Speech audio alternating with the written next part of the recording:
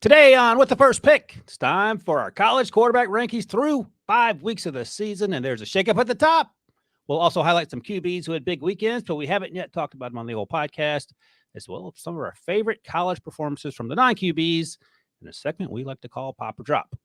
And Rick, we may have a surprise for you at the end, so hang around for that. I'm Ryan Wilson. That's Rick Spielman. This is episode 186. And before we get going, Rick, how many days into the 2025 NFL Draft? I can't take it anymore, Ryan. There's only 203 days left. I'm sitting here scrambling every day trying to watch tape. So, but just for your knowledge, and so you don't forget, there are 203 days left until the 2025 NFL Draft. Crazy times indeed. And you talk about the players we're getting caught up on. I think we can check off the entire Penn State roster thanks to Debo, who's producing again. All he wants to talk about are Penn State guys. Penn State and Philly. I mean, I might as well just work in the Philly market. And based on Tuesday's podcast, would you like to take this opportunity to apologize to Quinyon Mitchell? No, he's a good player. He's got to get more aggressive. He's giving up too much cushion in zone. He made a couple nice plays. He's going to be a really good corner. Just let's put the brakes on putting him in the Hall of Fame in week 4. All right, you're going to break on that, but you're mashing the accelerator on Carson Beck, who we'll talk about in a second. I can't wait to get into the Carson Beck conversation. All right, let's do it. First things first, though, hit the old like button here on YouTube. Leave us a 5-star review on Apple Podcasts or Spotify or both. And you can leave us the name of an FBS or FCS draft eligible player, and we'll talk about him on the show on an upcoming podcast. All right, let's get to it. With the First Pick college QB rankings through week 5. Let's go. Debo, flash the graphic. Rick has not seen my top 5 for this week. I have seen his top 5. And there's some movement at the top. Rick has finally succumbed to the Shedeur Sanders pressure. Shedeur has moved up 1 spot. Last week, Rick had Shedeur second. He is now number 1. The rest of Rick's list, and we'll get through these guys here. Carson Beck falls 1 spot to 2. All right. That seems like someone's paying Rick off, but whatever. Jalen Milroe makes an appearance. He moves up 3 spots to number 3 on Rick's list. Cam Ward stays at number 4, and Garrett Nussmeier also stays at number 4. My list, for those of you listening and not watching, Shedeur Sanders is still my number 1. Cam Ward moves up a spot to number 2. Jalen Milroe comes out of nowhere. He wasn't even on my list. I think he was number 8 last week or number 7. He's out now at number 3. Quentin Ewers stays at number 4. He hasn't played, and I understand why Rick dropped him off. And Garrett Nussmeier stays at number 5. You see anyone's name missing from my list, Rick? Yes, I do. Why Beck is at number 6. Yeah, that's ridiculous. All right, so let's start there. I have no idea why you would drop him off. So you're telling me he's going to be the 6th. If we only had 1 day until the 2025 NFL Draft, you would say that he would be the 6th quarterback off your board right now. If Quinn Ewers is healthy, that is exactly what I'm telling you, Rick. Boy. But the other thing is this. Are you trying to get clickbait, or is that what you're trying to do? Last April, 6 quarterbacks went in the first 12 picks, which no one on planet Earth saw coming. Let's start here. And we're going to talk about Jalen Milroe and Carson Beck in a second. I'll name the quarterbacks from last year's draft class, and you tell me when you're taking Shedeur Sanders, who is both our number 1s. So Caleb Williams? No. Jaden Daniels went number 2? No. Drake May? No. Michael Penix Jr.? Right there. I go 50-50. I think I was walking the dog this morning, and I think I would take Michael Penix Jr. If Michael Penix Jr. were in this draft class, he'd be QB1 for me right now. You agree with that? No. Okay. And then Bo Nix, of course. I'm guessing Bo Nix would get drafted after Shedeur. Yes. Okay. All right. So there's that. That's sort of the JJ. Oh, JJ. My bad. I forgot JJ McCarthy. Yeah. I was kind of a JJ fan, wasn't I? You are kind of. I would take Sanders over JJ right now. Okay. Thank you. A little common sense podcasting going on here. All right. There we go. Thank you for reminding me of that, Debo. All right. Let's talk about the game on Saturday night in Tuscaloosa. What an unbelievable game, though. Jeez. Oh, my gosh. It's one of the best games I can remember. Yes. 28-0 to start. Jalen Milroe, came out slinging it. Carson Beck came out not a slinging it. And I think there's a lot of reasons for that. Let's start here. So Matt Zenith, who is the national college football reporter for 247 and does a great job, he put out a story on Wednesday in which he talked to some NFL scouts about Carson Beck's performance. And it feels like sort of like the Caleb Williams Notre Dame game, right? 3 interceptions in the first half, and then turn things on in the second half and was much better. And here's what some of the scouts said about Carson's performance. The mental resolve he showed while bouncing back from the worst half of his college career stood out. And it's hard. He looked much looser in the second half. You're going to have a bad quarter as an NFL quarterback. You can be able to bounce back from that. And here's what I found interesting. And this is what Matt wrote. Essentially the same it's been for the better part of the last year in regards to Carson Beck. He's a late first rounder to second round type prospect, a couple NFL scouts said. So let's start there. What do you think about that? No, I disagree with that. Okay. I do agree with the resolve and the slinging it in the second half. I mean, I don't know how many shots he took down the field, but he got him back in the game after being down 28-0, and that was on the road. So, and that's a pretty good analogy of when we talk Caleb Williams and how bad he played against Notre Dame in that first half, and came back and showed resolve and played much better in the second half. I saw the same thing with Carson Beck. All right, let's start here, though. Carson Beck didn't have Caleb's track record up to that point in terms of having big games. He's been basically a game manager. It's not his fault, but we haven't yet seen him other than this final 30 minutes when the game felt over for a quarter and a half in the second half. He was just out there, throwing balls to guys. And I will say this, when I went back and watched him, he was better than I thought, even in the first half. Now, there were some head-scratching mistakes. The first interception wasn't his fault. The receiver didn't understand that he was supposed to be the hot read there. The second interception was one of the worst throws I've seen this season. He threw it right to the underneath linebacker. I don't know why he couldn't see him. The third interception was at the end of the game trying to make a play. I'm fine with that. The fumble, unacceptable on the scramble. Ball security. But a lot of big boy throws down the field.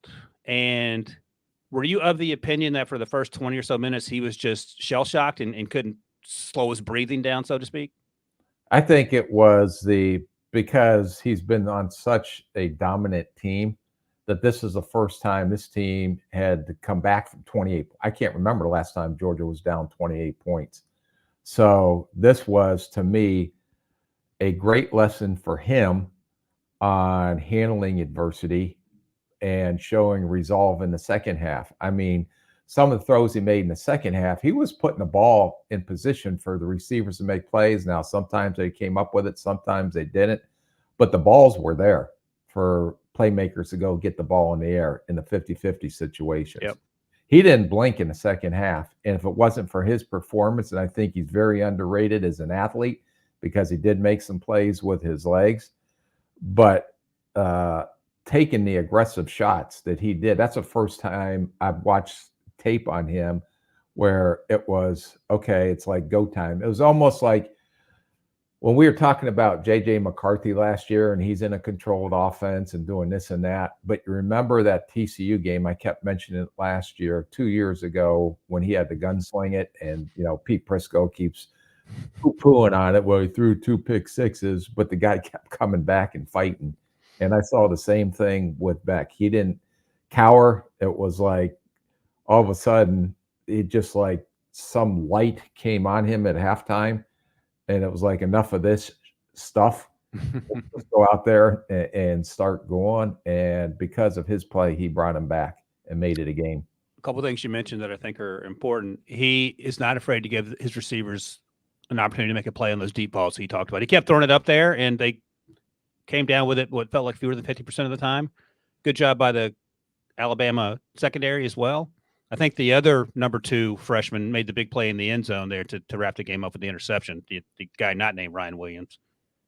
The other thing is it felt like he got fooled a couple times, and that's not necessarily a bad thing, but Malachi Moore almost had another interception in that second half on a great play in which he disguised what he was doing and then sprinted to the sideline and almost came up with the ball.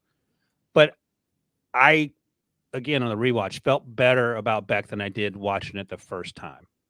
He didn't get a lot of help from the rest of the offense. And I'll tell you this, if anyone had any question about this kid's arm strength and arm talent, that was on full display. I have no concerns with his ability to throw the ball down the field or to make big boy type throws that he's going to have to make in the NFL. Yeah, and I was hesitating there because I was thinking about this, and this is going to be a recurring theme probably for the rest of my professional life. Fit matters. So there are 9 teams that I counted. I know you're laughing. 9 teams that I counted that currently need a quarterback. And let's just go down the list real quick. You tell me if fit matters for Carson Beck. Miami currently has the number 2 overall pick. The Miami Dolphins. Don't waste your time. He fits all of them. No, he doesn't. He doesn't. Does he? I mean, does he fit the Carolina Panthers based on where Bryce Young went? I don't think he does. Oh, you're talking about what they currently have on the roster. Right. Like the coaching staff and the infrastructure. I thought you were talking about systems. Oh, no. I mean, the actual. Again, you and Debo aren't very clear. Debo's never very clear on instructions on his emails that are very confusing to me. You're not. What did I do? Why am I catching this straight? Debo's just minding his own business. I didn't know if he scurried back up the ivory tower or not. He's sitting there smoking a cigar with his feet on the desk. Yeah, last podcast was Debo. Debo was gone. He just pushes a button and does something, and then comes back at the end of the podcast. All right, fit matters. So just the personnel, the coaching staff, the players on the roster currently. Miami. Could he have success there? Yes. Cleveland Browns. Yes. You think so? Yeah. If they move on from Deshaun Watson, okay, or he sits another year when Cleveland can get out of that contract, yes. Okay. Well, it sounds like, I mean, those are the guys, the top Tennessee Titans. Yes, for sure. He's an upgrade over Will Levis. I would agree with that. And I think he's, even though he had the 3 turnovers or 4 turnovers, he's better in terms of taking care of the football. Carolina Panthers, as they're currently constituted. If they move Bryce, if they don't, yeah. But you're okay with Canales and the direction of that program? Yep. All right, and then the next one, the team picking 8th currently, the Rams, and everyone's a good fit for the Rams. Okay. And don't forget the Vegas. Oh, well, yeah. I mean, Vegas right now is they'll make the playoffs of the season today. They're currently 21st to pick. What about Vegas? Yes. Yeah. I would probably stub my toe because I got up from my chair so fast, jumping over my desk to get the card in. Gosh, you are a huge. Do you love Carson Beck more than you loved JJ McCarthy a year ago? I am getting into that love fest area with this kid. Where were you at halftime on Carson Beck? Just so I have an idea. I was nowhere because the internet and the power were out on Saturday night here on the island when Helene came through and we got the outer bands. All right, fair enough. My apologies for bringing that up. You've been working hard ever since to get your mom's place back in order. Ryan, do you think all the money that Rick has put on Carson Beck to go number 1 overall is why he remains the odds-on favorite? Thank you. Number 1 overall pick. So, Rick, as we currently sit here, if you look at the odds, Carson Beck is plus 450, which means if you bet $4.50, you'll win $10 million. So he's currently the favorite. Currently the favorite to go number 1. Again, it was all last year, and I had to correct you on it, and I'm still correcting. If I put $1 and he goes, I win $450. $4.50. So Carson Beck's currently the favorite. 450. They didn't say 4.5. They said 450. That's assuming you're betting 100. So Carson Beck's currently the favorite, followed by Quinn Ewers, and then Shedeur Sanders, Cam Ward, Jalen Milroe, and then the first non-QB, Travis Hunter.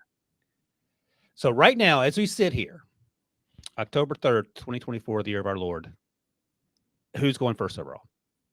I'm sticking with Travis Hunter. Oh, you like that, Devo? Yeah, I just did the math, and that is actually $36 million Rick would win on an $8 bet. You can buy your second mansion on the island with that $36 million. Travis Hunter 14-1 right now. Sweet mercy alive. That's a sharp take there. I think that's how they say it. I don't think Carson Beck's going first overall. I think that's wasted money. I think there's a better chance Shedeur goes first overall. So can we just record that? So when he does go number 1 overall, when we're sitting up in Connecticut, assuming we'll be in Connecticut for the draft this year. Of course. Yeah, I happily record that. Carson Beck is not going first overall unless Jalen Milroe or Shedeur Sanders change their names to Carson Beck. Okay. Better chance Shedeur and or Jalen go Milroe. Then Carson Beck? Yeah. By the time this is said and done and the dust is settled, Carson Beck will be on top. Oh, he's sticking with it, Debo. All right. Right. I also think to point out, like, some of these guys do have eligibility remaining. Like, if Carson Beck doesn't feel great about the rest of his year, he could return to Georgia. But I don't think Rick would advise that. No, unless he's transferring to Ohio State. All right, let's talk about Jalen Milroe. Go ahead. What are you going to say? Or if Milroe comes out and then he transfers to Alabama. Right. Yeah, there you go. You got to check all the boxes. You got to make sure you support everybody. Let's talk about Jalen Milroe, because I said on Tuesday's podcast after the performance in Georgia against Georgia that I thought Jalen Milroe was better at this point in his journey coming out of college as Anthony Richardson, and you said hold the phone on that one. So you rewatched the game. I rewatched the game. This is his best game in college by a long shot, it feels like, right? I think last year at this time, remember, he struggled and then he got benched, I believe, in the South Florida game. And then he came back, and then I saw him play live against Tennessee, and I was like, whoa, this guy is better than what he was showing earlier in the year. And it seems like this is the point of the year where he's getting ready to take off with this new coaching staff, with this new offensive system, that he's finally getting a feel for it. And I think that showed up under the brightest lights you can have, because I don't know if they'll ever, there's going to be big games. I understand Ohio State, Michigan, and a lot of big games coming up down the road. But this was the biggest of the big games because of 22. Every player on the offensive and defensive side for both teams is probably an NFL prospect for it said and done. Except Ryan Williams. I'm going to call it now. He's going undrafted. Yeah. So he's not as big as Anthony Richardson. I think he's probably faster. And I think here's what I will tell you. Okay.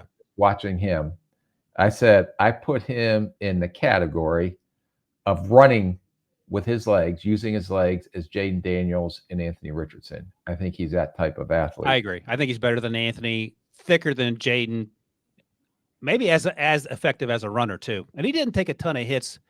Did you see the run? I believe the touchdown run he made? Yeah. That's pretty good. Not bad. No. I had flashbacks of watching Jaden Daniels run up and down the field versus Florida last year. Yeah, Florida game. He went crazy. Yeah. So, but I think you put him in that category, and he's a much better runner, because we've been making the comparisons of Jaden Hurts or Jalen. Jalen. He is a much better runner than Hurts coming out. Hurts is more Jerome Bettis, and it feels like Milroe is more Adrian Peterson. How about that? I'll take that. I don't know if Devo agrees with that, but that's okay. I'm not calling him chubby. I'm just saying he's more between the tackles guy. Milroe's first touchdown, I believe it was, to the running back in the flat that turned into the go. That was one of the best throws I've seen Jalen Milroe make. Incredible touch, just cleared the linebacker's head right into the running back's arm. That was a fantastic throw. And then we saw this earlier in the season when we talked about him in the Wisconsin game. He's starting to throw with a little bit more anticipation, and that's something you want to see. I mean, you talk about Carson's arm, Milroe's arm. There's never been any doubt about what he can do with that. And the accuracy felt a lot better in this game than it had in previous games. Did a better job of getting through his reads, not being so antsy to run. And again, the biggest stage to this point for Alabama in 2024 under Kalen DeBoer. And your other point is a good one too. It feels like, while he's not Michael Penix Jr. married to Kalen DeBoer, it's progress towards what you want to see in that new offense. And arrows pointing up. Yeah, he was. His accuracy is improving, and I said he is not as natural of a thrower as Carson Beck. No. So would you agree with that point? Yeah. Okay, and also Ryan Williams, no relation to Ryan Wilson. Not yet. No. Got to get in on that. Bailed him out on some. Not that they weren't, but some of the unique catches that this kid made in this game were ridiculous. The post he caught over Malachi Starks, who was a special player.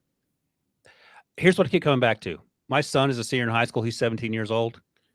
He is not from the same planet as Ryan Williams, who is also 17 years old. Yeah. My son is a good athlete, whatever, but it's a different world we're living in. Holy Moses alive. No, he's unique. Okay, so Jalen Milroe, how high you want to draft him? Because you have him number 2. Sorry. You have him number 3 behind Shador and Carson Beck. Top 15. Not going to push back on that. Anthony Richardson went number 4. He struggled with staying healthy. but he is incredibly raw. Milroe's played a lot more football than Anthony Richardson had up to this point. And it is pro day. A lot of folks, ourselves included, had our jaws on the floor watching it work out. Yeah, you like it just like Milton when we watched him throw at the combine in Tennessee. 1,001, 1,002, 1,003, 1,004, 1,005, 1,006, 1,007. Okay, let me throw the ball 80 yards in the air. You know what's going to be awesome? I hope, and I'm going to try to get into Kalen DeBoer's ear, who you know. Maybe you can do this for me. Pass this note along to Kalen DeBoer. When we go to the pro day down there, can we take the deep ball part of it outside like they did with Joe Milton, just to let him throw the ball as high as he can in the air for 90 yards? Would that make you happy? Oh, yeah. No, that's the thing you judge quarterbacks on. I love it. Yeah, I think top 15, top 20 makes sense for Jalen Milroe. Carson Beck, you think obviously is a top 15 or sooner guy. Top 10. I'm going to have Carson Beck bottom of the first round for now. I need to see how the rest of the season unfolds. Okay. Way to make your bold predictions. Yeah, you like that? All right. Okay. I got a couple more bold predictions for you. you. Debo, we ought to make $1 bet that I guarantee you that Carson Beck goes in the top 15, and you're saying he goes below 15? Hit the wipe, Debo. Debo's scrambling to find it. All right, what's the bet, Rick? Carson Beck goes in the top 10. Okay, I'm going to take the outside the top 10. That's $1 for me. Okay. The other bet I want to throw out there, Jalen Milroe gets drafted before Carson Beck. I'll take that in a heartbeat. Which one do you take? Beck. Oh, Beck goes ahead. You're saying Beck goes before Jalen. Yeah. All right, and you're saying that Beck goes top 10, correct? Yes. And I'll be on the other side of both of those. Okay. Let me ask you this before I take a break. Where should I spend my $2? Betting on Carson Beck being first off the board, because you put $2 on. If you put $1 on, it's $450. $2, that's $900. All right, I'm going to do some quick math to the Rick math after. We'll talk about that after the break. It's a team almost too good to be true. You guys ain't ready for us. Kick your game day off right as the Tops team tackles all the biggest headlines around the league. Who's got two thumbs and loves this next segment? Sunday mornings on CBS Sports Network. All right, let's talk about some of the other names. We don't have to be quite as loquacious. The other names on the with the first pick QB quarterback rankings, Week 5 edition. Shador's at the top. They steamrolled Central Florida. Here's what I took away from Shador. He still plays too much hero ball.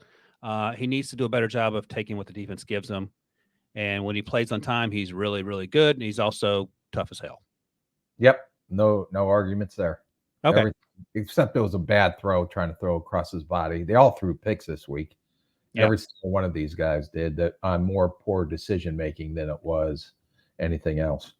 So the question becomes, and we talk about this with Caleb now, once a week or so, you got to be able to get that out of your system. And when you play on time, good things happen. It's just you're so used to being the only show in town that it's a hard transition. Sometimes it feels like. I think that applies also to Cam Ward. They had a struggle with Virginia Tech down there in Miami, but they eventually won the game, and Cam had a lot to do with it. He had 2 interceptions, and both I get it. It's not the end of the world type interceptions. It wasn't like the seam ball that Carson Beck threw that you didn't know what was going on there. But he also made some big boy throws, and he does that every week, and they just take your breath away. He also has a big arm, also throws good touch to the second level, makes a lot of tight window throws. And I don't know if he's underrated because he talked about it, but he's a really good athlete in space. He's not Jalen Milroe, but he can win with his legs consistently. And he's the second best athlete in space good with this crew. Let me tell you who I compared him to before so you can get mad about something. He's not this size. He's 20 or 30 pounds lighter, but I think he's like Josh Allen in space. He's not running over guys, but in terms of his ability to get downfield and move. What do you got of that? Tell me what you think of that. I don't think that's very good. Okay. All right. Laughing. That's how yeah. silly it was. All right, go ahead. What were you going to say about Cam? I disagree on the interceptions. They were poor decisions because one was a wheel route in the red zone when you can't turn the ball over because you just took points on the board. I thought it was a great play by the cornerback, though. It's an interception. And it's taking points. Still an interception. You're right about that. And then the forced 7 route, the little corner route, was in a high red, which is just outside the 20, when they were trailing 27-17. Took Okay. points off the board. The one thing I did love, 2 things. They were down 34-24 in the fourth quarter, and he brought them back, which I love that part of it. And the one thing I thought he did better this week is staying in the pocket and trying to get through his reads and progressions instead of playing the hero ball we described. Okay. And he looked more patient in the pocket, more patient getting through his progressions. Even when he got outside the pocket, he was looking to throw first before he ran. And those are things that I thought he took a step forward watching this week's film. I agree with all that. And also, at some point, we're going to have to call out Restrepo, the wide receiver, who just seems to be everywhere. He's like Cam's Wes Welker. He made that 4th down grab at the end of the game there where he fell down, got to his butt, and still made the catch. Yeah. He's a fun guy. He's been showing up for 2 years now, and he'll be on our radar eventually. But he shows up each and every week for the U. So Cam Ward, you have Cam as your QB4. He's up to my QB2, which means he's probably a top 10 pick. Where do you have Cam Ward going? How high are you willing to go with Cam? I think he's gotten into the first round, but I think below 15 right now. Yeah, and that's the feeling among NFL folks when you talked to them before the season, the things they wanted to see. Our buddy Eric Galco, the director of the Shrine Bowl, told us in August to go ahead and get on the Cam Ward bus because it's going to end up in the first round anyway. So we're there. Just a matter of how high he ends up going. And then we both had Garrett Nussmeier at 5.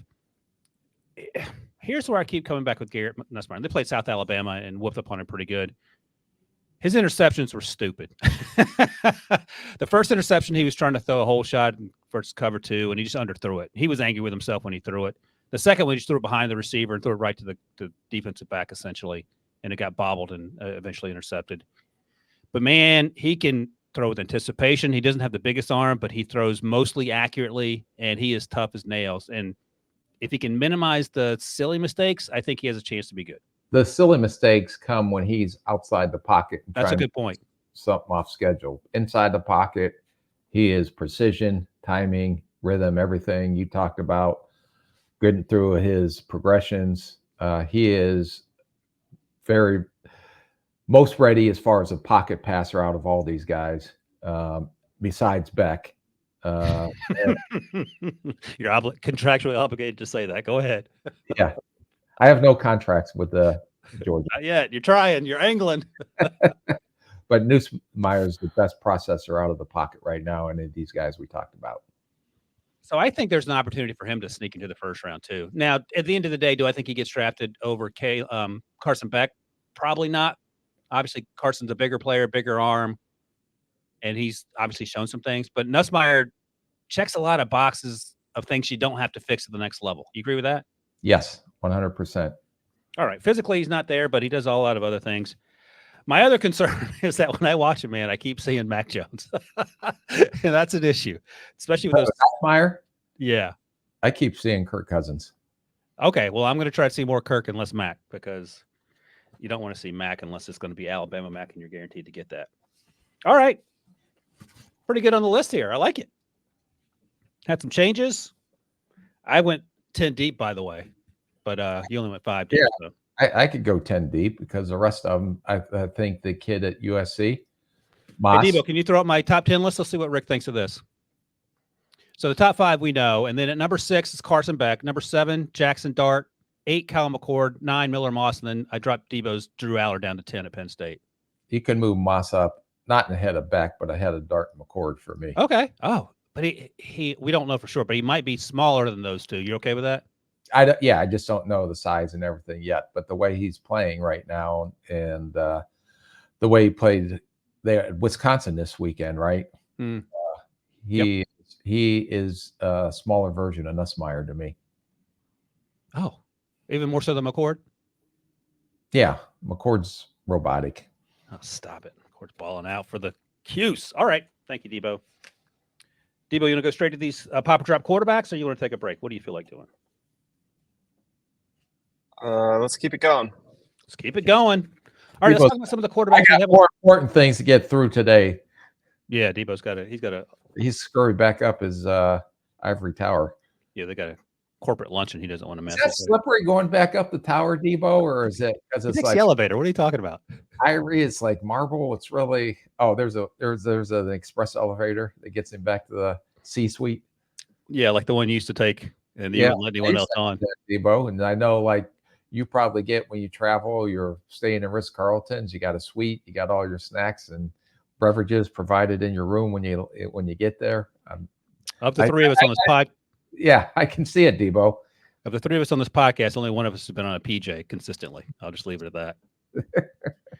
All right, let's do a little and jelly sandwiches because I do like those.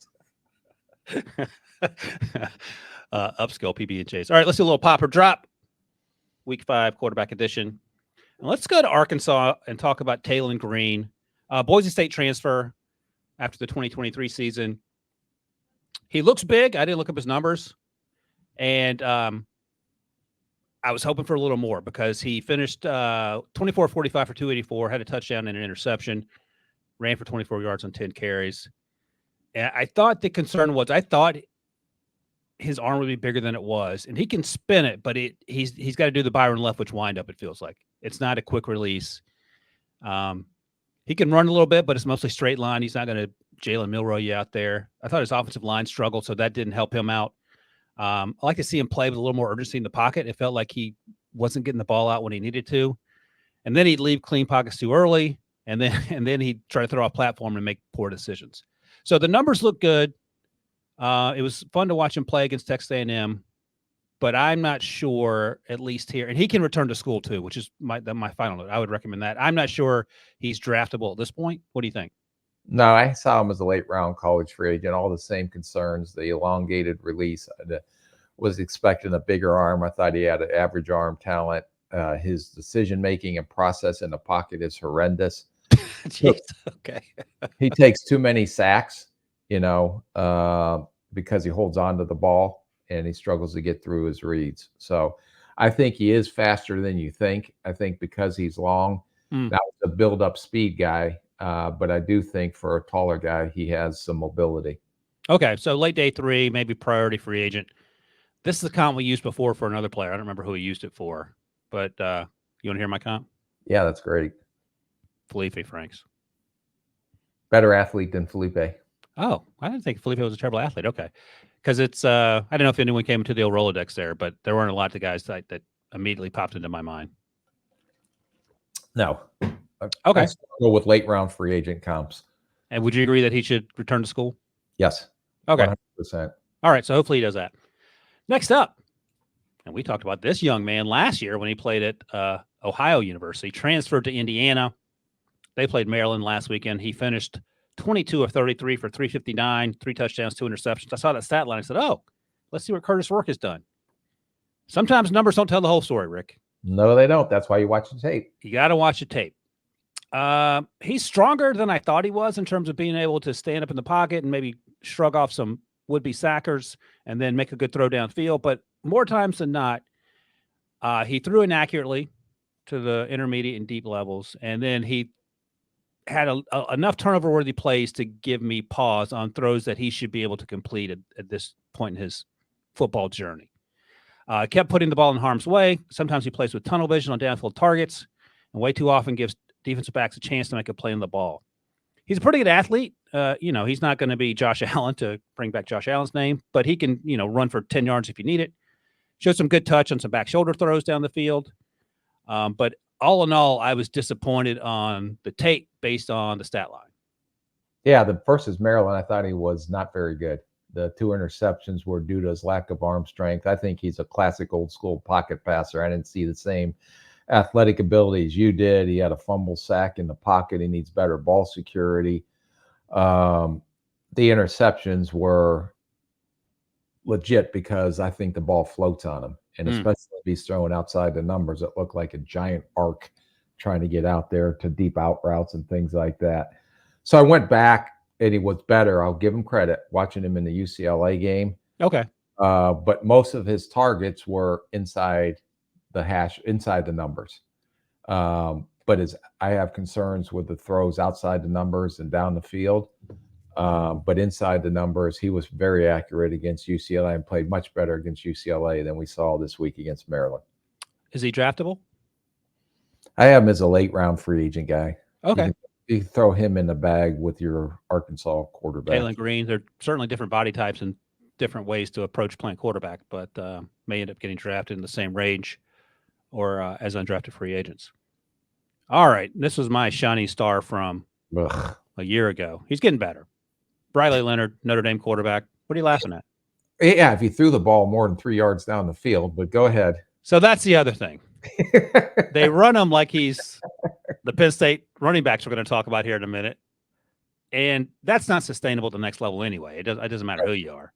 So if you don't trust him enough to throw the ball, but you're running them as many times as you're throwing it, what does that say? So he finished 17 and 24 for 163, 2 touchdowns, no interceptions. And this is Riley Leonard against Louisville, Duke last year. Now he's at Notre Dame. But then he ran for 55 yards and a touchdown on 15 more carries. Excuse me. I thought he's doing a better job of navigating the pocket. He's not looking to run after the first read isn't there quite as frequently as he was last year and even earlier this year in that Texas A&M game we talked about at the beginning of the season. He can throw accurately when he's running to his left. He threw a couple sinkers on intermediate routes that I'd like to see him be able to, hit the guy in the hands. And his arm strength is still a question mark, I feel like. I don't know how this translates to the next level if you're talking about him being a quarterback full time. I'm not taking him in the day 1 or day 2. And I don't know what the plan is to get the most out of him, whether it's the second or third year in the NFL, because he can't come in and play right away. Is he more – can we make him into Taysom Hill? Is that a possibility? I don't know. That's maybe an idea, but this guy, I mean, he is accurate on the move. One thing, the positive is about him, but you talk about he was processing better in the pocket. Well, they took it out of his hands of processing. So it was like, get the ball out as quickly as you can. Screens, outs, get him outside the pocket. But they really didn't ask him to process in the pocket. And the 2 deep balls that he completed, one down the seam, and I believe the touchdown throw, they were very accurate throws in the receivers. There was no one within 52 miles of both of these receivers. So I have questions with his accuracy at the intermediate and deep level, just like you said. But I think they simplify the offense so much that he doesn't have to process. It's, hey, one read, get the ball out, or let's get him outside the pocket, let him throw the ball on the move because he is an accurate thrower on the move. But I really struggle with this kid being able to make the adjustments at the next level. Yeah, so that's going to be interesting. Would you take a round 5 flyer on him? Let's go through the process, the pre-draft process. But he's Saturday. Someone may take a shot on him. Yeah, maybe Taysom Hill is his future. Taysom Hill's a bigger, faster athlete coming out of BYU, if I recall correctly, too. All right. I watched Drew Aller, but Debo nixed that. He didn't want to go down that road. But we will go down some of his teammates. We'll do some let me do this because I always forget. Pop or drop. Taylor Green, Arkansas. Drop. Yeah, I agree with that. Curtis Rourke, Indiana. Drop. I agree with that. Riley Leonard, Notre Dame. Drop. No, I'm going to give him a pop just because he didn't throw any interceptions. Okay. All right. I'll agree with you on those. Just to keep it positive here. 2 drops and a pop. I think we'll have a different grade on the pop or drops when we talk about these 9 quarterbacks here. First up, before we get to Debo's running backs, let's start with Trey Harris, wide receiver out of Ole Miss. And we talked about him in the summer, and I was sort of lukewarm on him. And I still get worried about trying to evaluate guys coming out of this Lane Kiffin offense. Because the very first route, I believe that Trey ran, first target, he was running at about 37%. And I think that was by design because they do that weird stuff there. But after that, I was pleasantly surprised with how Trey played against Kentucky. 15 targets, 11 catches, 176 total yards and a touchdown. It's sort of the Malachi Corley thing. Just throw him the ball as quickly as possible and let him do the rest. I went and looked it up. In this game against Kentucky, 20% of his routes were hitches and 26% were screens. And for the season, 58, almost 60% of his routes are either hitches or screens. There's like, all right, you do the heavy lifting, and we'll see you down at the first down marker. Now, he did run some longer routes, and I thought Jackson Dart did a good job getting the ball, but he's going to run through arm tackles. I thought he did a good job catching the football. I was pleasantly surprised, based on what I'd seen this summer. He was a fun watch. Yeah, he had the 48-yard TD in this game, and he pulled away from defenders. So I think he's a build-up speed guy. He's not a 0 to 60 accelerator from 0 miles an hour to 60 miles an hour, but he builds up speed, and I thought he opened up his stride. I didn't see much separation downfield on the limited routes he does run downfield, but for his size, I thought he got into and out of his cuts pretty well. I think he's a natural hands catcher. He does a nice job using his big frame to keep defenders away from the ball. I didn't think he was great after the catch, even though really, I think he's not Malachi Corlett. Yeah, after the catch, because I don't think he's as fast or sudden. He gets his extra yards because of his size and his strength. But I did kind of like this kid a little bit. But the biggest concern is the route tree. And you're going to have to really go through a lot of tape, because he did like a little in and then out route, and he got the DB back on his heels. It looks, I don't want to say it's not slow motion, but he is, like I said, takes him a while to build up speed. But when he gets up to the top of his routes for a bigger receiver, I thought he really had some twitch getting into and out of his cuts. Yeah, he looked faster to me in this game than when we watched him over the summer. I don't think he's as good an athlete, but I like him better than Jonathan Mingo. What do you think about that? I think he has more consistent hands. Yeah, I would say at this point. And Mingo was a second-round pick. So you thinking early day two? I had him third round right now. Okay. All right. Because I don't know if he can do anything else. Yeah. Besides run bubble screens and hitches. Pop or drop? I gave him a pop because I thought he popped on this one for me a little bit. 11 catches, 176 will do that to you. All right. Let's come to Debo's favorite time of the show. Talk about these Penn State running backs. And I initially put Nicholas Singleton on the list because he had gotten some summertime buzz, and Debo said, hey, add Katron Allen as well. The other running back, Katron Allen finished with 102 yards and a touchdown, and Singleton finished with 94 yards and a touchdown. Katron Allen is more the bowling ball, and I think Singleton is more the juiced-up athlete who can also be a bowling ball for you, but he has the ability to make some plays in space. That's my take on it. I'll be interested to hear what you think. The other thing is Katron Allen is not going to help you as a receiver. I don't know if he can catch in practice, but they are not targeting him at all. Whereas Singleton, you can get the ball in his hands. He can do some things. And he had 2 catches for 25 yards. I didn't go back and check how many catches he had this year. Maybe 6, if I recall correctly. But my point is that he feels like a guy who can make plays in space if you'd like him to. My first note was he's a little higher waisted version of Katron Allen, a little more athletic. But these are both tough runners. Allen does more of the dirty work inside, and he can rip off tough runs, it feels like, between the tackles. And Singleton gives you some versatility with the athleticism if you want to bounce something outside. Katron Allen, to me, is a in-between the tackles inside zone runner. Mm-hmm. That's the ground and pounder. I agree with all that. He does have balance and goes forward on contact. He's the singles and doubles hitter. He's not I don't think he's nearly as explosive as Singleton is. Right. And neither of them are used in pass pro or as a receiver. So I saw Allen as a late round guy, maybe free agent. I said middle of day 3. Okay. Now Singleton, I put a big star on him. I really like him. Yeah. This guy has very good inline vision. He has burst through the hole. He gets through the second level. He runs with his eyes. Had to, because I went back and watched West Virginia too. Finished 40-yard TD run versus West Virginia. This guy goes forward on contact. I thought he had, for his limited use, very good hands out of the backfield. They'll line him up in the slot. He only had 6 targets, but 2 were for touchdown catches. Just natural hands. He's more than willing in the pass protection. I put this guy in Friday. I have him right now. I love it. Pick. I had him just ahead of Mullings from Michigan. Oh, yeah. Okay. I didn't even think about that. Who we I didn't look at the rankings, but I agree. So as we go through this, and as you get a feel for this podcast, as we do all these guys, I always go back and look at we watch a couple running backs. Are these guys better? That's a good idea. And that actually helps you develop your ranking list. You know, it's funny. I'll tell you. I'm just throwing stuff against the wall. If it sticks, fine. But to me, I always thought, well, geez, I just watched these other running backs last week. How does these guys stack up this week? That would make sense. And Yeah. I could make excuses, but I won't. All right, ready for my comp for him? Yeah. You better strap in. So do you agree that he's a little higher waisted than Allen? Oh yeah. Yeah. I'm trying. So I'm saying that because I'm trying to do the comp. All right, I'm going to say a crazy name, and then you tell me if I'm way off. Jonathan Taylor. No. What do you got? Jonathan Taylor runs with more bend. Okay. Lower pad level.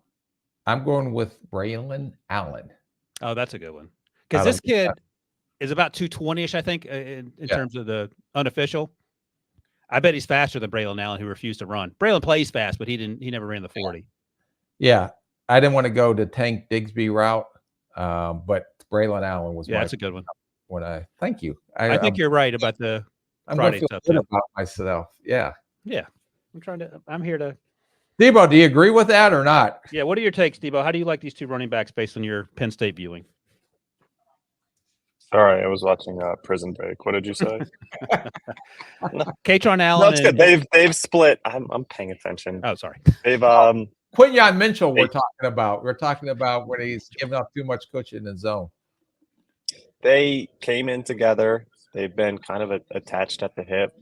I think fans always expected one of them to transfer out, so they've been connected for a long time. Singleton with a little bit more hype, and both of them took a step back in their sophomore seasons compared to freshman year, but they both are looking great this year. I support Rick's comparison. Well, thank you for adding Katron's name to the list because they're not the same combination that Ohio State has, and Henderson. Okay, they didn't get paid $9 million like those two. Well, that'll be something to look forward to. I'm assuming Penn State and Ohio State match up this year. I don't have the schedule in front of me, but that'll be something to eyeball once we get to that point. Hey, Rick, let me ask you this. Did you watch any Drew Aller this week? I just watched when I was watching these running backs. I watched them. All right. Well, I'll just put this out there. So he finished 15 of 23 for 135 yards, no turnovers in this game against Illinois. That was a really good game. Came down to the end there. And you said in passing, maybe you're joking, maybe you're serious. They don't let him do a lot because they have these two young men in the backfield doing the heavy lifting for him. But if this guy is supposed to be a top 50 guy, why are you not leaning more on him to win the game for you? I don't know. I don't sit in their staff meetings. Maybe they don't trust him. I mean, Debo wants the Philadelphia Eagles to take him in the first round. Do you trust Drew Aller, Debo? I do. I don't trust the weapons on the outside. Okay. Okay. They have Warren, the tight end Warren, who was actually taking some wide receiver snaps. I'm sorry. Go ahead, Debo. Nothing. The other thing is they would at times bring in Bo Prabula, the other athletic quarterback, to run the ball. They had Tyler Warren, the tight end, under center at times. It's just weird. Okay. Just something to monitor. Just for the record, I'm not a Drew Aller fan. Yeah, we know that. I like Drew Aller. I want to see more of him. We saw that in the West Is Virginia. it mainly accuracy, Rick? Accuracy and Penn State quarterbacking in general. Too robotic. Is he more robotic than Kyle McCord? Bigger arm, more robotic, not as accurate. All right. There you have it, Debo. Pop for Allen and Singleton? Yes. Especially Singleton's gold star for me. Yeah, you're a big fan. He's your rat hole player right now. Rat hole player. I got him in my pocket. All right, let's move on to Notre Dame. And this young man we talked about last year, always fun to watch. No one knows how much Howard crossed the third ways. I've seen 255 to 288. So somewhere in there, I would imagine is where his actually lies. He's plays a defensive line, so they line him up 0, 1, 2, 3. This is against Louisville last weekend. 5 hurries, 5 total pressures, 2 tackles versus the run. He reminds me of I know. What do you think I'm going to say? If he weighs 288, I don't think he can't weigh 255, 6'1", 255. He can't weigh 255 playing 0. He's better against the pass and the run, and maybe that has something to do with the weight because he shoots gaps consistently, uses his hands well. He's stronger than whatever weight he is might belie. but he's not as good against the run for those same reasons. But I think he had a little bit, not a lot, a little bit of Braden Fisk in him. Braden Fisk was a lot bigger. That's my point. Yeah. So I don't know how much this kid weighs, but he's fun to watch. He's a high motor guy. He's consistently disruptive. I like him. Your thoughts? Damn it, I like this player. I am putting my name on him in this draft. If we don't take him, we're making a huge mistake. Hey, man, I mean, the question is how high we're taking him. Yes. I went back and watched Texas A&M game, and he got thrown out the barn. Oh, he did? Against the run. Okay, I don't want to hear that. Yeah.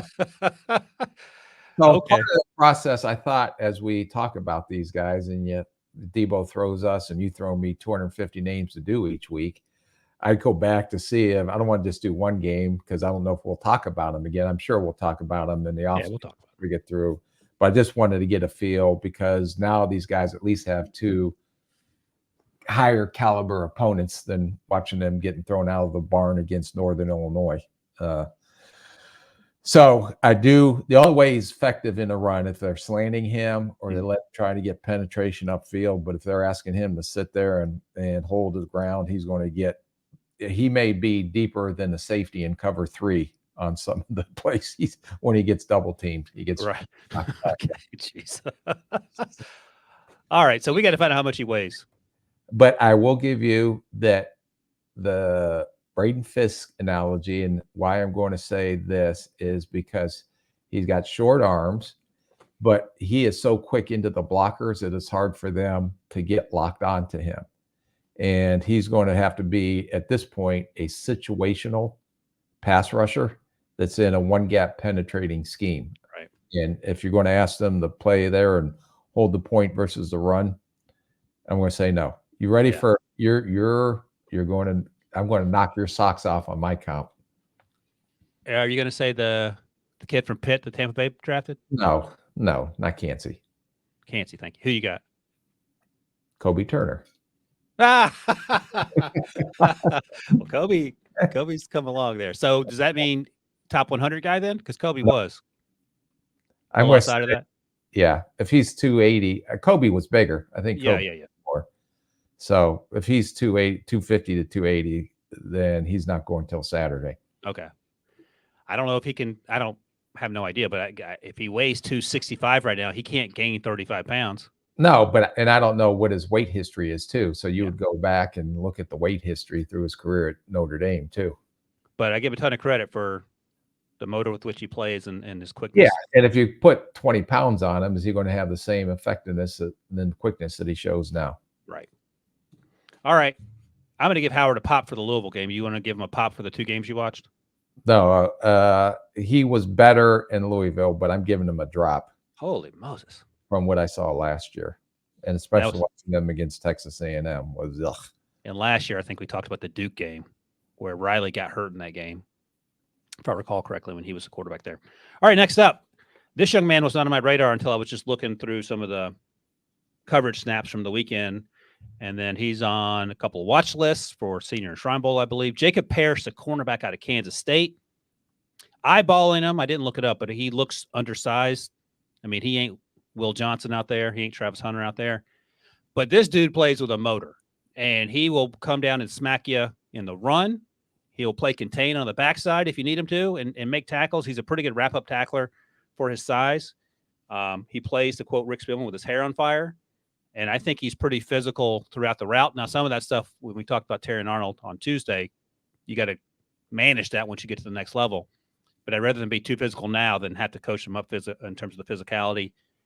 And I don't have a good comp for him. He's the same size as you look at him as Shaw Smith-Wade, who played at Washington State last year, had a good Senior Bowl, and he's now in the league. But I was pleasantly surprised watching Jacob Parrish. They played Oklahoma State. He was targeted 17 times, gave up 7 catches for 60 yards, had an interception, and also had 7 tackles, Rick. Yeah, so I went back and watched 3 games on this kid, so I don't have to do them again. 2 birds, 1 stone. Well, what'd you think? Nice interception in the end zone versus a fade route. That was a great play. That was a big boy play. Adequate size. I think he plays outside, but I think he's going to be best suited to play inside as a nick. I don't think he has the speed. Quicker than he is fast, but I don't think he's going to have the speed to play outside at the next level. I think he's a little sticky into and out of his transition when he's reacting with receiver out of the break. Sticky isn't good sticky. Bad sticky. Oh, like his feet get stuck in the ground. He's not sticking to the receiver. Is that what you mean? Gotcha. And Okay. it's like, he needs to get the going. And it's like, Wait, do it again. How's it sound? gotcha. Gotcha. You don't have that. He's a little sticky. Got it. Does that make sense? Kind of like Velcro-y at times? Yeah, like he's walking in mud as opposed to on the track. I'm not saying he's walking in mud. It's just he's got twitch. I think he is quick. It's just technically he's a little sticky into and out of his. Oh, so is that something you can fix then? Is that what you're saying? I think so. Okay. I did. The grabbiness down the field, and I question his long speed. I wanted to really hone in on him against our guy that we like, who the number one Arizona. receiver. Yeah, Tatero. Is that Tatero? Tatero. T-Mac McMillan. T-Mac McMillan.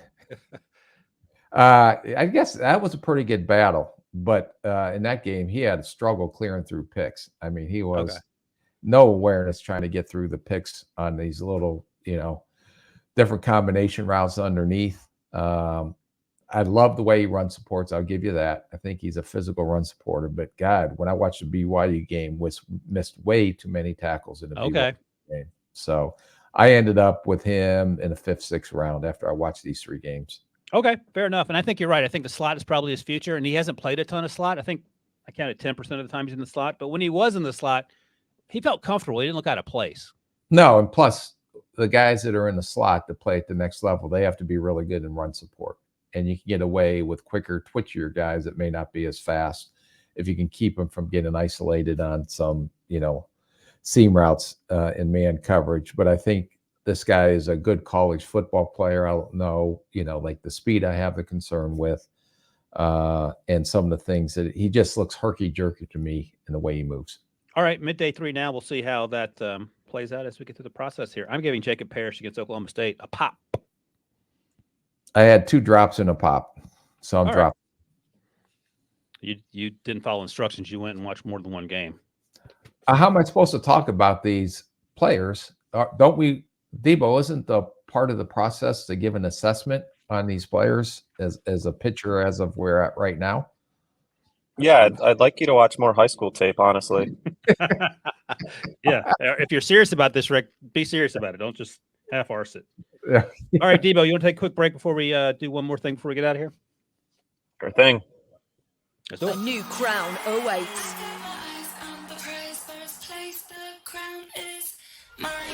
Brilliantly taken. The journey to become European football royalty has begun. A stunning goal. The UEFA Europa League on CBS Sports Network and stream every match live on Paramount Plus.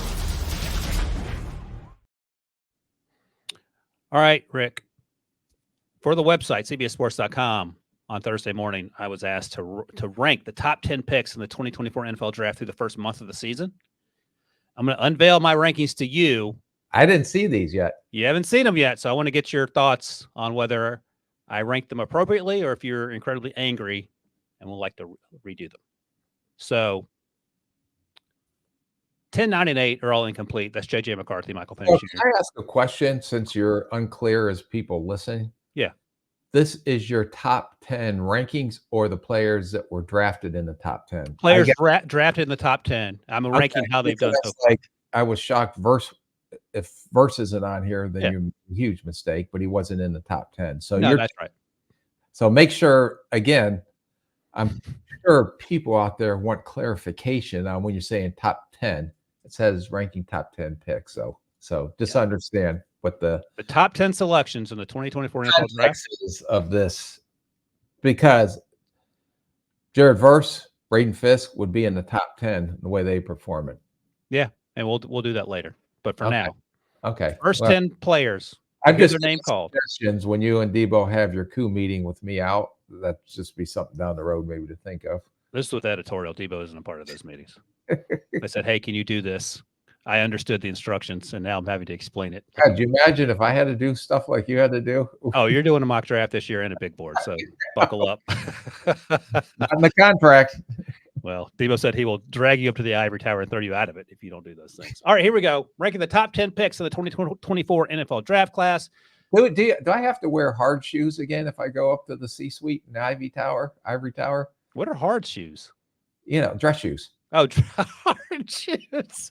Never heard it called that. That's a Midwest Ohio thing. Yes, you do have to wear hard shoes. I thought you meant like clogs or something. No, hard shoes. Picks Like 8, 9, and 10 are Drake May, things like that. Michael Penix Jr., JJ McCarthy. They're all incomplete, Rick, because obviously they're not playing.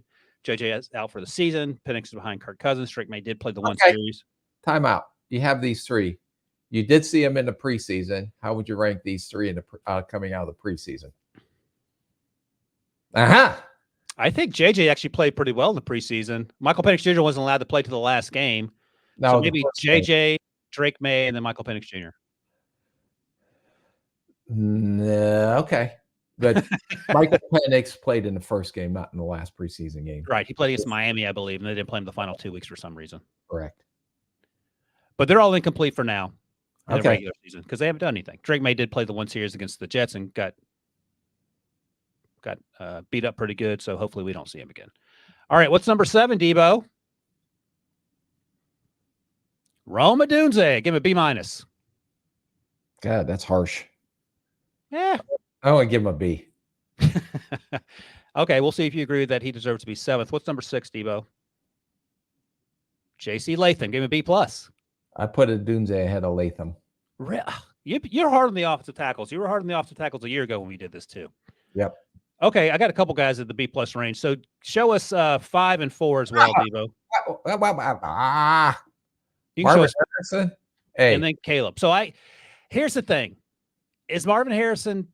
did you do this? Did you have to throw it together and get it to the editorial people quickly, or did you actually put some thought process through this? I just threw it together. 6, J.C. Latham for people listening. 5, Marvin Harrison Jr., and then 4, Caleb Williams. Has Marvin Harrison Jr. outplayed Caleb Williams? Is my question to you. Yes. All right. I mean, he had the big game in week 2, wasn't targeted in week 1, played pretty well in the subsequent weeks, but wasn't targeted a lot. Caleb Williams has gotten better each and every When week. he's targeted, he makes plays. Do you not agree? I do. He can't make them throw the ball to him. I understand that, but Caleb's gotten better each. Rating off whatever we have to go off of. Okay. All right. So let's do 3, 2, and 1 all at once. Let's see where Rick is on that, Debo. The big reveal at number 3. Joe Alt. And number 2, Malik Neighbors. Number 1, Jaden Daniels. No argument there. Can't be. None. Oh. So you would have Jaden Daniels 1, Malik Neighbors 2, Joe Alt 3. And at 4, you would have Marvin. Yep. Who'd you have at 5? Caleb. Oh, okay. And then Rome Odunze, J.C. Latham would Yeah. round it out. Okay, not too bad. Not too bad. All right, one last thing before we get out of here. This weekend's matchups on Saturdays. Mizzou's at Texas A&M. We'll see if Connor Wegman finally gets a chance to play. Luther Burden watching, Nick Scorton watching that game. Iowa at Ohio State. Any concerns there, Rick, if you're Ohio State? I will just say I'm in the process of evaluating Ohio State. It's hard to get a really good feel because of who they played so far. This will be their toughest test, but I'm anxious to see them against the always well-coached Iowa team. But Iowa doesn't have the horses to stay with Ohio State. I mean, we're in early October. We have yet to talk about Ohio State players, which tells you how their schedule's been thus far. But we'll talk about them next week for sure. And then finally, Auburn is at Georgia. See how Carson Beck bounces back. Michigan plays Washington. Bounce back second half. Oh, God. All right. We'll see. Michigan is at Washington. Washington's having struggles a little bit this year. Having some struggles. And maybe we'll get around to talking all about the way out across the country and get beat by Rutgers, although Greg Schiano's done a nice job at Rutgers. Yeah. All right. That's it. That's a wrap. Episode 186 in the books. Thanks to my guy Rick. Thanks to producer Debo for producing. Thanks to all you guys who watch and listen and comment. Is Debo going to put on his hard shoes and go up the sweet seat now? Debo? I got sweats on, Rick. Sweats and flip-flops. That's how they do it at Millennial or Gen Z or whatever Debo is. Well, all right. See then down here on the island because that's all I wear. Is that all right? Oh no. All right. Have a good weekend, everyone. See you Tuesday.